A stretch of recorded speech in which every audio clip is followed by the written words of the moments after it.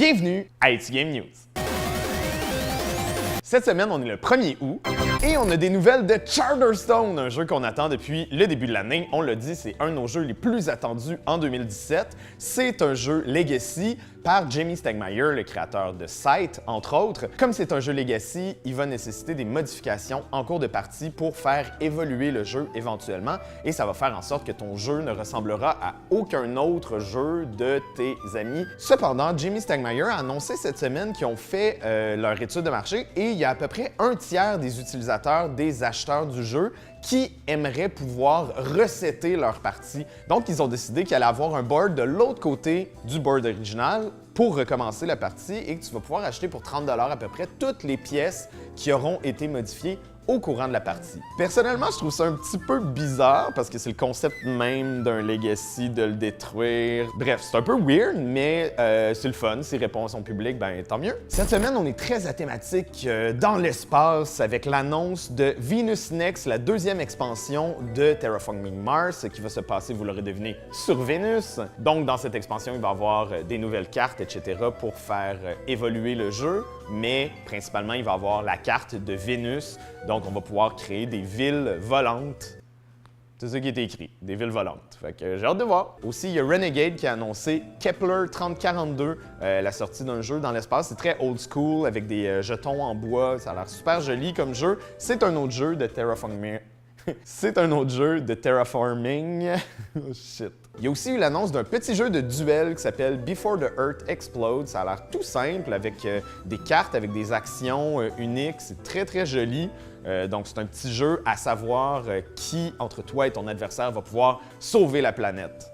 Donc, ça a l'air bien cute. Des nouvelles du côté de chez Exit, comme je vous disais, il y a 2 semaines, il y a 7 nouveaux jeux en Allemagne qui sont sortis de Exit. Bien, il y en a 3 qui ont été annoncés dans la prochaine année en anglais, c'est-à-dire Forbidden Castle, Forgotten Island et Polar Station. Très, très, très hâte de passer au travail. Il y a Ankama qui a annoncé la sortie de Gang Rush Breakout. C'est un jeu qui va se passer sur un pont où est-ce qu'on va jouer des petites voitures. Ça a l'air vraiment jouet comme game, ça a l'air très très le fun. Genre de jeu de course avec des jumps, des trucs comme ça.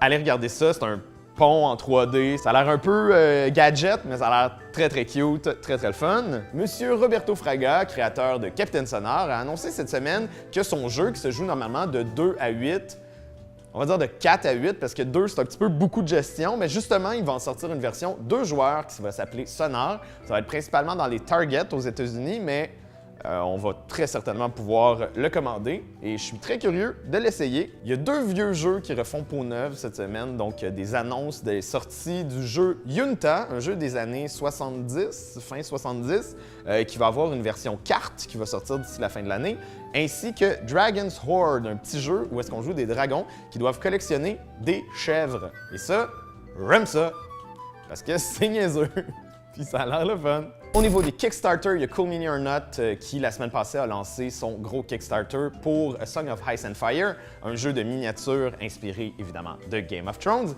Et ce qui a l'air le fun, la mécanique qui a l'air cool, c'est évidemment, il y a plein de miniatures, mais tu peux les déplacer en ordre. Donc, il va y avoir des plateaux où est-ce que tu peux déplacer tes miniatures en gang, comme ça fait vraiment des gros clashs, des batailles épiques. Il y a aussi le jeu Catacomb qui a un Kickstarter pour leur première expansion. C'est le petit jeu de pichenotte de dragon. Leur vidéo est super drôle. Vous irez voir, c'est du monde déguisé en sorcière, etc. Très thématique, horreur mais familiale, ça a l'air très cool. Et parlant de drôles de vidéos, il y a Ninjitsu, un petit jeu indie, un jeu de cartes où est-ce qu'il faut voler les trésors des autres de manière les plus slick, le plus ninja. Ils ont une vidéo vraiment épais où est-ce que le commentateur se fait voler son micro par un ninja, fait remplacer par une banane. Et ça, c'est de l'art.